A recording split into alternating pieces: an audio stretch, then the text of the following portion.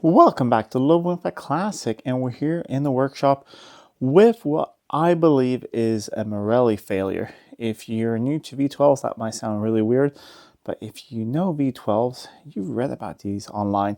People talking about the later 5.3 V12s had a different ignition system, and they have, well, if you're going to believe everything on the internet, and I'm aware this is on the internet as well, it happens all the time, and cars burn down, and it's terrible. Basically, you lose one bank of the engine ignition.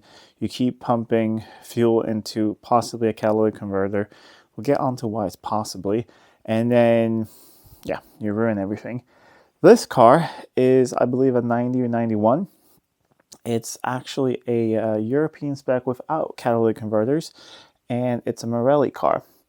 And sometimes it runs on 6 cylinders. Unfortunately, when I moved it yesterday, it didn't try to do. I tried filming a bunch. It runs on 12. Great. Ran on 12 when it arrived from a tow truck as well. Then it sat for a bit because other things. And then when I moved it about 2 weeks ago, it ran on 6. And it was, intermittently running on 6, and then it would suddenly fire in the other bank and just blow a cloud of smoke out the back on one side.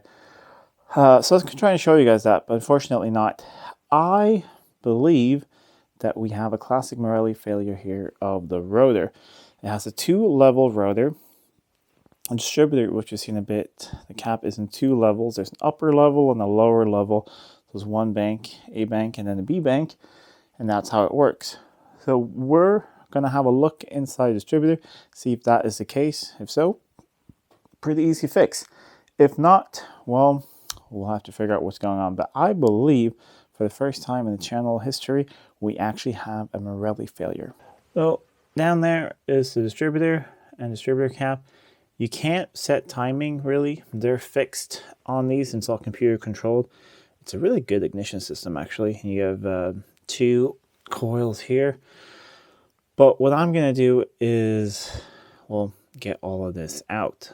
Remove the cruise control, put that out of the way. I like to remove this pipe over here, and then disconnect some things from the coils, and then undo all the leads, get the cap off, and we'll have a look inside if it's an issue with the cap or an issue with the rotor. Got the cruise control out of the way. Now we're just going to get the HT leads off. I like to leave them, when you're just doing something like this, I leave them connected on the spark plugs and just undo them from the rest of it. Found something, missing nut from something.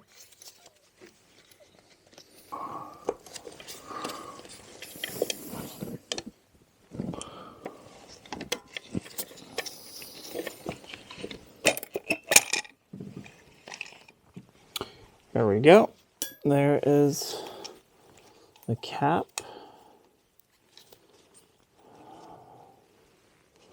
Doesn't actually look too bad. I mean, it's definitely worn, but seen worse.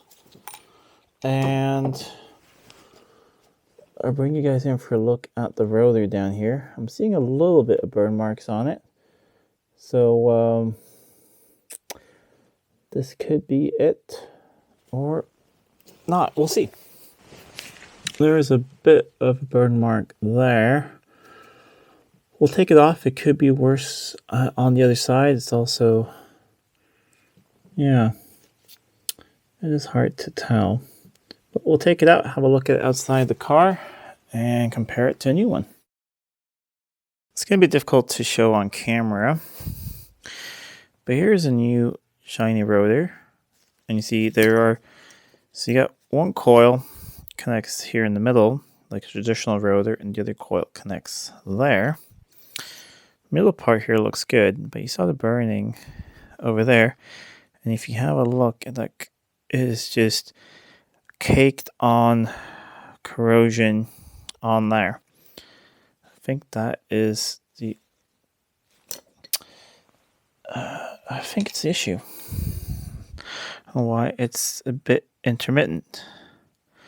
And if you have a look at the track around here, you see the white stuff up there. So there's burning around that track as well. And there's a crack there. So I think step one, at least, is a new rotor, new cap. And then we'll see if it's good from there.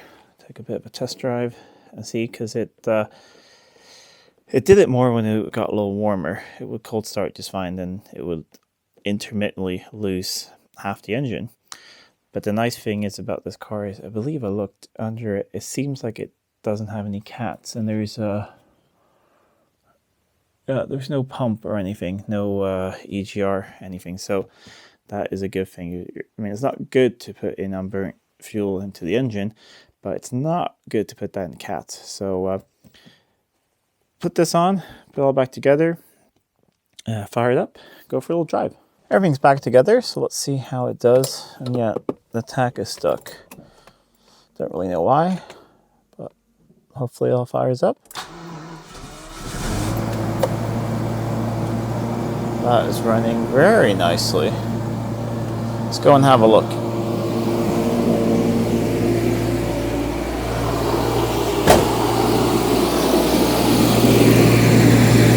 Very nice and smooth. It's definitely smoother than before.